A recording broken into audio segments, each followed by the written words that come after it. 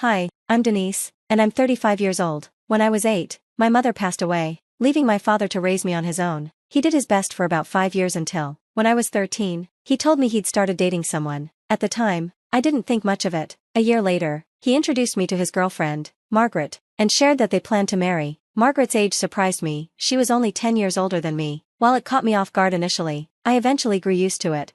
Margaret and I didn't connect easily. She often tried too hard to play the role of a mother, which I found overwhelming. I tried talking to my dad about it, but he generally sided with her. Despite this, my relationship with my father stayed strong. We kept our bond alive with bi-weekly lunch dates, even as he gently encouraged me to get closer to Margaret. Over time, he seemed to accept that our relationship would remain distant.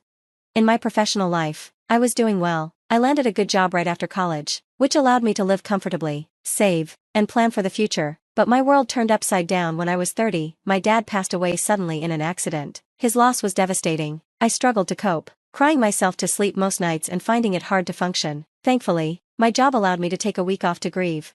After the funeral, I decided to check in on Margaret. Despite our strained past, I knew how much she'd loved my dad. When we met, her composure surprised me. While I looked utterly broken, with tear-streaked cheeks and sleepless eyes, she seemed calm, too calm. At first, it bothered me, as if I was the only one mourning him. But soon, I realized grief manifests differently for everyone.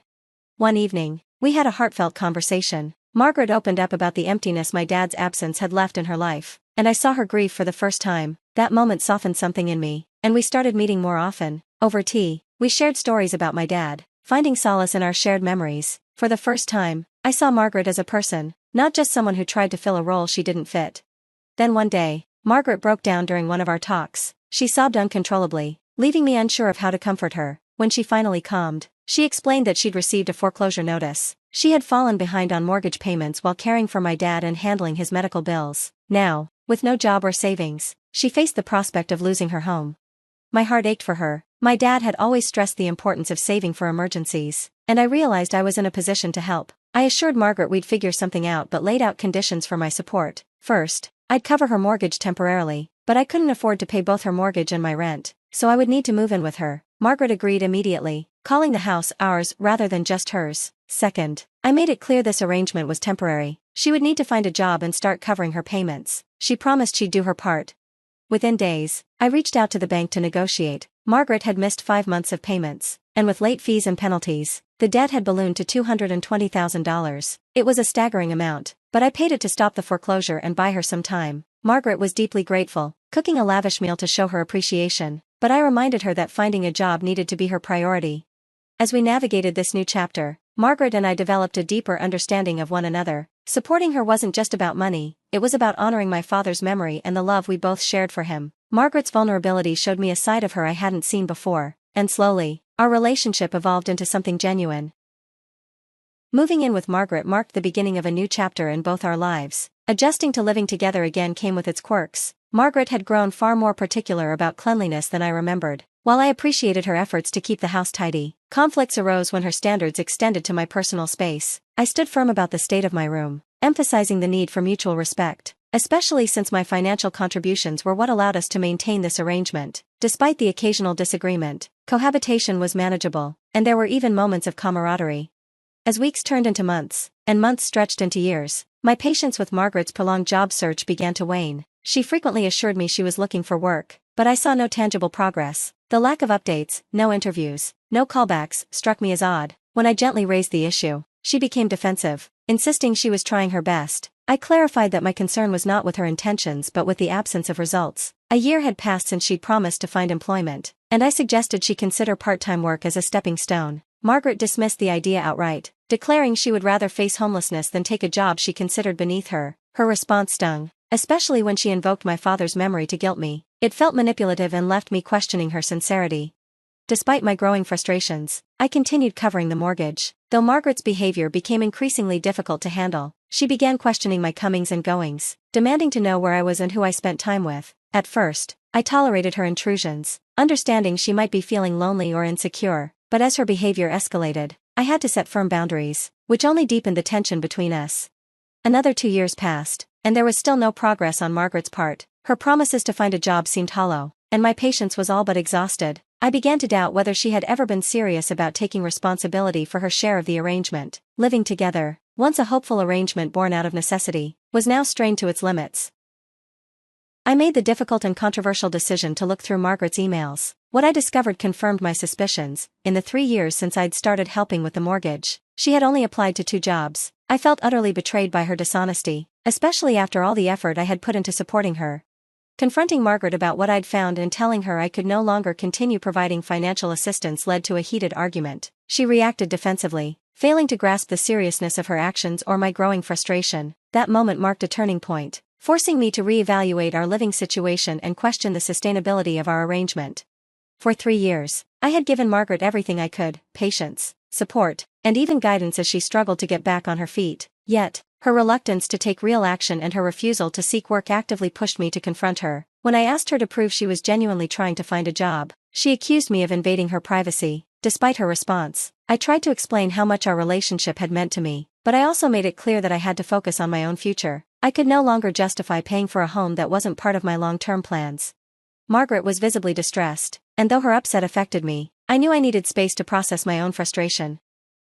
During this time, I thought about how I could help Margaret in a way that would allow me to move forward with my life. After some research, I suggested that she consider filing for bankruptcy to manage her mortgage payments. It would provide her with a temporary reprieve and could ease some of her financial strain. Margaret was initially hesitant but eventually agreed, and I committed to helping her navigate the process.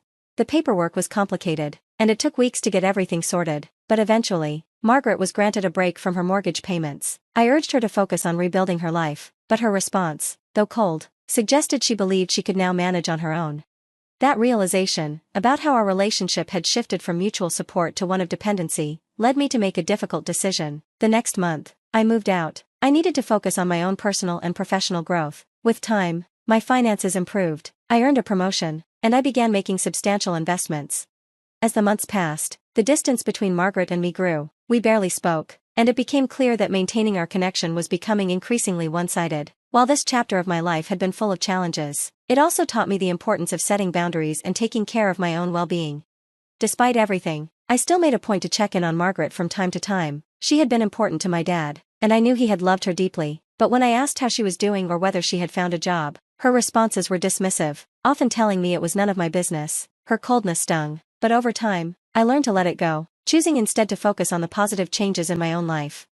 Then, about 6 months after Margaret's bankruptcy relief ended, she showed up at my door, looking completely undone. Her disheveled appearance and visible weight loss were a stark indication that she was going through something severe. Despite having mentally prepared myself to refuse further help, I couldn't ignore her distress and invited her in to talk.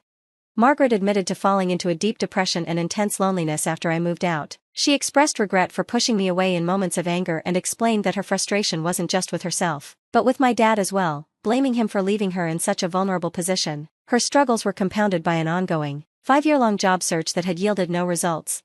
Hearing her confess to her loneliness and financial struggles, especially the depletion of the funds my dad had left her, with no family to turn to for support, put me in an incredibly difficult position. While I had resolved not to offer any more financial assistance, seeing her so close to despair, and knowing how much my dad had cared for her, made it hard to hold firm to my decision.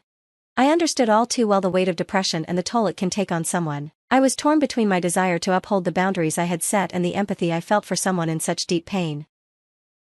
My initial empathy quickly turned into action as I promised Margaret I would help her once more. Her tearful gratitude moved me deeply, reaffirming my belief in offering support to those in need. The very next week, I returned to the bank to deal with the complexities of Margaret's mortgage, which had been left unpaid for 6 months. As I reviewed the situation, I couldn't help but wonder why she hadn't taken steps to adjust her payments to something more manageable. But then I realized, given how overwhelmed she seemed, she probably couldn't even bring herself to face the situation. After going over the details, I discovered Margaret was $992,000 short of fully settling her debt, including late fees. Thankfully, my financial situation had improved considerably over the past 6 years, putting me in a position to cover that sum. I offered to pay off her mortgage outright, with the understanding that she would repay me over time. Margaret was overwhelmed with emotion, promising to pay me back as soon as she could. I planned to formalize the agreement in writing, but somehow, Margaret convinced me to focus on settling her debt first before we worked out any formal contract. After paying off her loan, I went to visit her, expecting a sense of relief and gratitude. Instead, I was greeted by an unsettling scene. An unfamiliar car was parked in the driveway, and inside, I could hear Margaret's laughter mingling with the voice of a man. I walked into the living room, only to find Margaret seated comfortably on another man's lap, an image that felt like a slap in the face. Just a week earlier, she had been grieving my father's loss and speaking about him with such deep affection, and now here she was, so easily moving on. The sight was a sharp contrast to the grief-stricken widow who had convinced me to help her. The ease with which she shifted her affections felt like a betrayal. I realized then that her earlier declarations of love and sadness might have been nothing more than a calculated attempt to manipulate me, playing on my emotional connection to my father to get me to pay off her mortgage. The realization hit me hard. When Margaret noticed me standing in the doorway, she casually pointed me out to her companion, laughing as she introduced me in a way that felt dismissive and exploitative. It was in that moment I fully understood the manipulation I had been blind to until then. An unexpected and unsettling visit from Margaret forced me to confront the nature of my support for her and the boundaries I had allowed her to cross. During our conversation, she shamelessly gloated to her companion about how she had skillfully manipulated me into paying off the mortgage for the house, a property she had inherited through my father. Margaret admitted that she had feigned helplessness to secure my financial assistance, revealing her true intentions and lack of genuine affection for my father. Her exploitation of our relationship for financial gain was now undeniable. I stood there, stunned by her callousness. Before confronting her about the deceit, to my shock, she showed no remorse. With a smug sense of triumph, she boasted about owning the house and her new life with her boyfriend, completely dismissing the love my father had once shared with her. The betrayal and hurt I felt were overwhelming, and I left her house in tears, vowing not to let her succeed in her manipulation.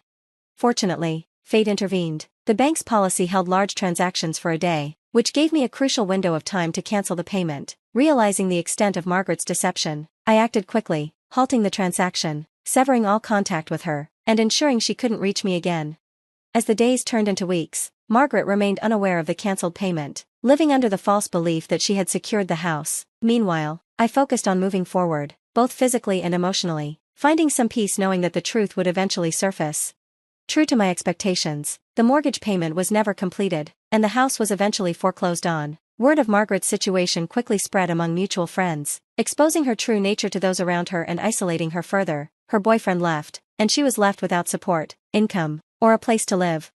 This painful chapter taught me the harsh realities of human nature and reinforced the importance of guarding my emotions against manipulation. I learned the difficult lesson that not everyone deserves my trust or help, especially those who view kindness as a weakness to exploit. Despite the turmoil, I found strength in knowing I had protected my father's legacy and stood up for myself. While this experience was bitter, it did not leave me bitter. Instead, it empowered me to live a life that honors my father's memory, free from the shadows of the past.